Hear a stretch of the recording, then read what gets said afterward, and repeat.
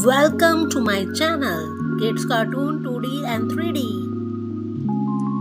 Welcome back, everyone, to my channel. And in this episode of From the Page to the Screen, we're going to look at Spider-Man and all of his animated Easter eggs from across the Spider-Man animated canon. Let's get started.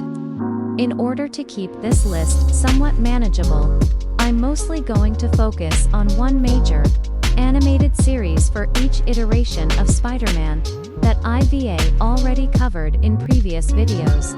So that means we won't be looking at every Spider-Man cartoon ever, but we will still have plenty of fun. So let's start with Spider-Man and his amazing friends. This is definitely a lesser-known Spider-Man cartoon, as it only ran for one season, back in 1981. But this show is actually pretty great, if you can find it. However, there is very little in terms of Spider-Man Easter eggs, as this show came out well before the days of big blockbuster movies based off of comic book characters. But there is one notable exception. In the episode, The Origin of the Green Goblin, the supervillain Mysterio is seen in a theater watching the fictional movie the night Gwen Stacy died. This is an obvious nod to the tragic comic book storyline in which Gwen Stacy was killed by the Green Goblin. And it's interesting to see them include this, considering that the actress who voiced Gwen Stacy in this episode would later go on to voice Marla Jameson in the popular 90s Spider-Man series. Speaking of the 90s Spider-Man series, there are a ton of Easter eggs in this show, mostly due to how late in the series run it was. By the time the show premiered in 1994, the Spider-Man comics had been around for over 30 years. And the writers of the show clearly took advantage of this, with many nods to the source material. For example, the character of Ben Reilly was introduced in the series as the Scarlet Spider, a persona he would later lay aside when he realized he wasn't actually Peter Parker's son. This storyline is a direct reference to the comic book event of the same name. And speaking of comic book events, the fourth wall-breaking villain from another dimension, the Spot, was also a cool addition that nodded to the recent influx of alternate universe stories that were becoming popular in the comics at the time. Now, let's move on to the Sam Raimi Spider-Man movies. Since these movies are more or less considered to be the start of the modern era of superhero films, it makes sense that they would want to pay homage to the source material. And boy, do they do that often. In the first film, when Harry Osborn asks his father, Norman, what it's like to be a superhero, he replies, "It's a lonely life. Ask Spider-Man."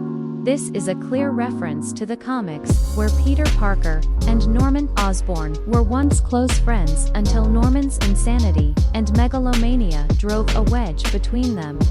It should also be noted that in both the comics and the movies, Norman's company, Oscorp, is also responsible for creating the super soldier serum that would eventually become known as the Goblin Formula. Finally, we come to the most recent animated Spider-Man series, which is also the one that I've enjoyed the most so far. Spider-Man Into the Spider-Verse is not only an amazing film, but it's also incredibly dense with Easter eggs. And honestly, I could make an entire video just talking about them. But here are a few of my favorites.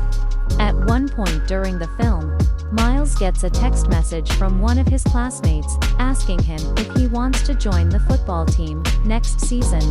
Miles responds that he doesn't really play sports, to which his classmate says, "Oh, you're one of those nerd kids, huh?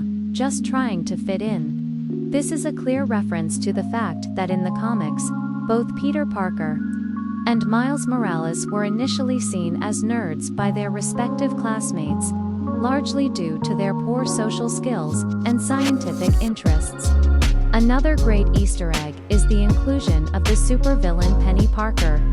Now, for those who don't know, Penny is the daughter of J. Jonah Jameson, and in the comics, she's actually married to Peter Parker. And while she does end up leaving him eventually, their relationship is still a significant one in the comics. And it's awesome to see that the filmmakers were able to include her in the film, even if she doesn't end up playing a major role. Well, that'll conclude this episode of From the Page to the Screen. If you enjoyed this video, please hit the like button and subscribe to my channel if you haven't already. And I'll see you all next time. Thanks for watching. Now please like and subscribe. And thank you so much.